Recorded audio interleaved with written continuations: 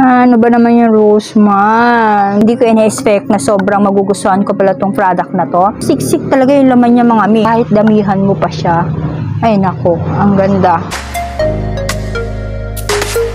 Hi mga mi! Welcome back to my channel. Another day, another vlog, another product na naman yung ating i-vlog for today. Today is Sunday, December 31. Sobrang tagal ko na namang hindi nakapag-vlog sa inyo. Meron akong mga videos, ni-record na mga videos, pero hindi ko pa talaga na-edit. Share ko sa inyo yung bagong product na ginagamit ko na sobrang nagustuhan ko na naman. Alam niyo naman ako, pagka maganda yung product, sobrang excited ako na share sa inyo itong product na to siguro. So anyways, first time ko na mag-vlog na naka-phone. So hindi talaga ako nagpa-vlog na naka-phone dahil hindi pa nga ako naligo. Nag-phone muna ako. Hindi ako naka-makeup ngayon. Maglagay lang ako ng lip tint.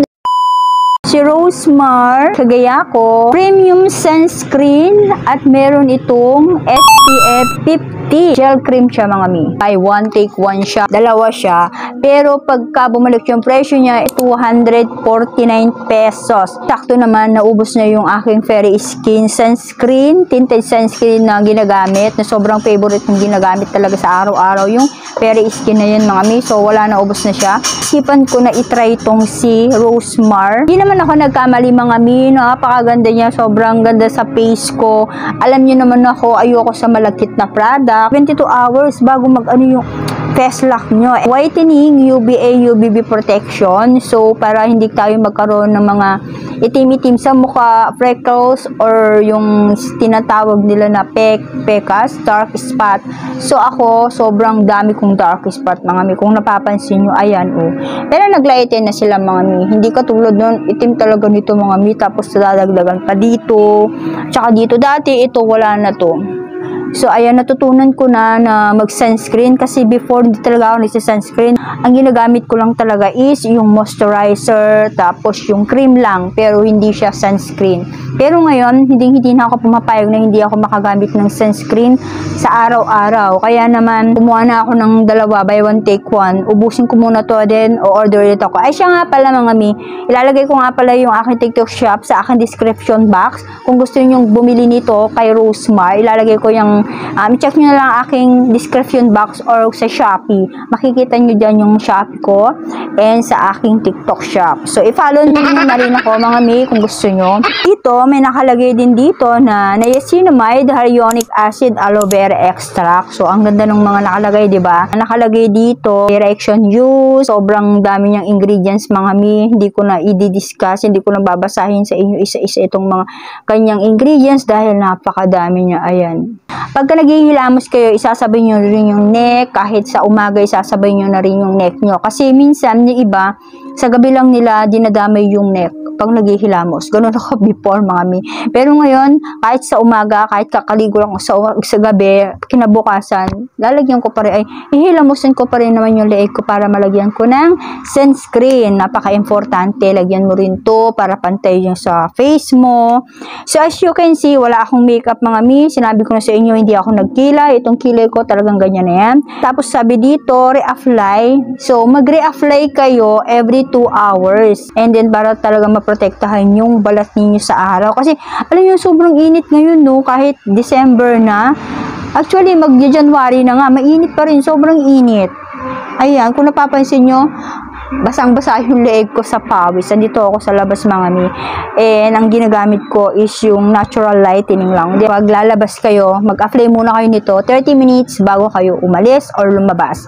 Dapat naka-apply muna kayo ng sunscreen. Nakalagay din dito sa kanyang kung kailan siya mag-e-expired. So, November 2025 pa naman. Sobrang tagal niya bago mag-expired. So, ito yung kanyang itsura. Pakita ko lang, mga mi. Yan yung kanyang itsura. So, gamitin na natin. So, yung ibang gumagamit ng sunscreen, ganito yung paggamit nila. But, ako, hindi kasi ako ganun. Wala akong nilagay yan, ha. Ayan, sakto kakahilamos ko lang at hindi pa naman ako naligo. Kaya naman, maglagay tayo ngayon. Para after nito, maliligo na ako. Bayan. And di ko nalalagyan yung leeg ko, ha, kasi ito kahit damihan nyo guys, hindi siya malagkit. Na-try ko na. Kahit damihan mo ng sobrang dami, hindi siya malagkit sa mukha. At super bilis lang din niyang mag-absorb. So ayan, itsura niya. Oh, as you can see, eto na siya. Oh, di ba? Ang puti niya. Tapos dito yung wala. Makikita nyo naman yung difference ng meron at sa wala, di ba? So, ayun. So, ako kasi, pag naglalagay ako, pag ganyan siya.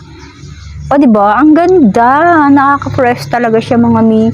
Nakaka-glow siya ng skin. Ganyan. Ganyan ako maglagay ng sunscreen, eh. Kahit damihan mo pa siya. Ay, nako. Ang ganda. Sobrang ganda nito, mga mi. Magugustuhan nyo rin to. I-try nyo na. Dito sponsor. Ayan, sinasabi ko lang yung totoo sa inyo. Maganda siya.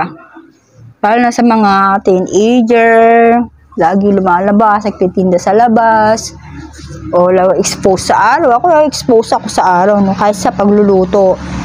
Guys, kahit nasa loob kayo ng bahay, maglagay pa rin kayo kahit hindi kayo expose sa araw or hindi kayo lumalabas sa bahay, maglagay pa rin kayo ng ganito. Kahit hindi na kayo mag-cream-cream, basta meron kayo sunscreen. Ay nako, sinasabi ko sa inyo, mga mi. So yan, dalamin nyo na. Wag kang hindi ko nalalagyan to kasi sayang yung product kasi maliligo naman ako pag see, look at that, mga mi. Na ang fresh, nakaka-fresh siya. Diba? Nakaka-fresh siya. Medyo natakpan naman niya yung aking mga dark spot. So, nakikita niyo yung mga dark spot ko, mga mi. Diba? Nakaka-fresh siya ng itsura, mi. Diba, hinihintay nyo? Bumili na kayo ng Rosemar. Rosemar lang sa kalam. Ano ba naman yung Rosemar? Ang ganda ng product mo na naman.